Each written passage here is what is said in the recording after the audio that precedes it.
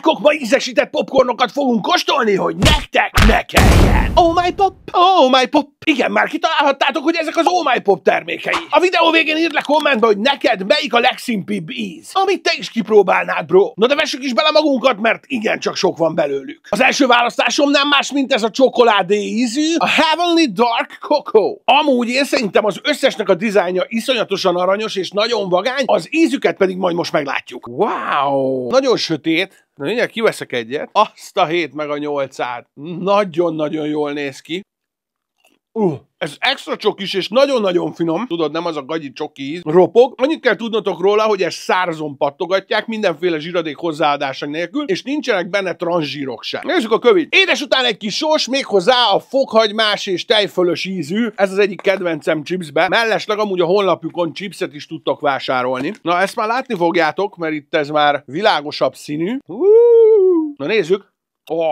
De jó. Ennek az íze nem az a mű íz, hanem beveszed a szádba, és azt érzed, hogy bum, azt kapod, ami rá van írva, nagyon-nagyon menő, és hát ez a dizájn is cuki. Amúgy egyik sem tartalmaz tartósítószereket, és 100%-ban GMO-mentes kukoricából készül, úgyhogy king.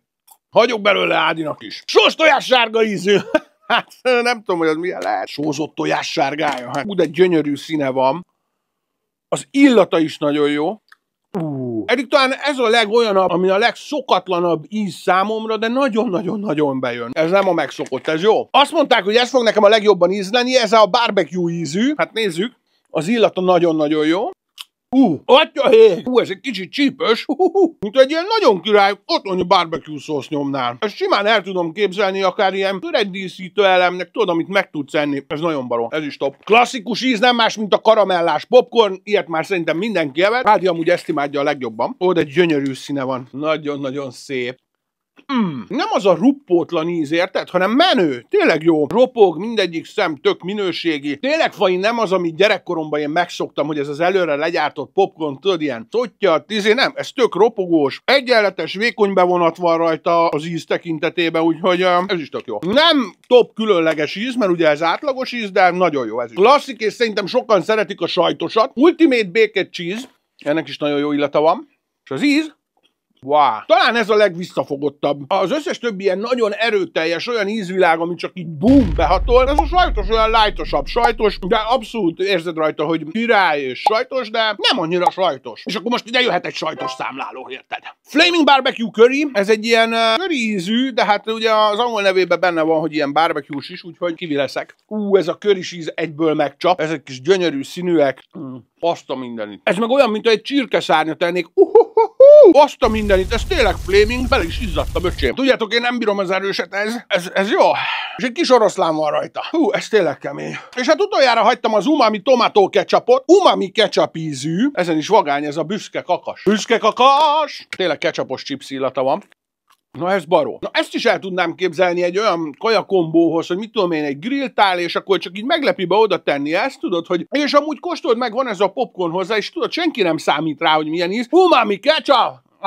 Király nagyon. Jó, hát akkor összesítsünk, igazából mindegyik egy nagyon-nagyon-nagyon királyi ízbomba. A sajtos annyira nem dob fejbe, de azért az összes többi az úgyhogy mindegyiket ajánlom kóstolásra, de hát nyilván össze kell állítanunk egy top 3-at. Nálam első helyen a sima barbecue-s. Nyilván, aki ezt az ízvilágot szereti, annak igazából első helyen szerintem ez a curry barbecue-s lenne, de hát én abba beleizzadtam, nekem nagyon csípett, úgyhogy nekem ez a sima barbecue-s az első. Igen, szóval ő az, ami mindenki másnak biztos, hogy nagyon ízlene, egy iszonyatosan kemény ízbomba, és nagyon jó. És hát a második helyen a sós tojás sárgája van nálam. Iszonyatosan meglepett az ízen, nagyon-nagyon rendben van, tökre illik ehhez a popcorn ízvilághoz, úgyhogy nálam ő a második. És mivel tudjátok, hogy old school arc vagyok, ezért én bírom a régi ízeket, ami emlékeztet a gyerekkoromra, úgyhogy a harmadik nekem ez a karamellás ízvilág.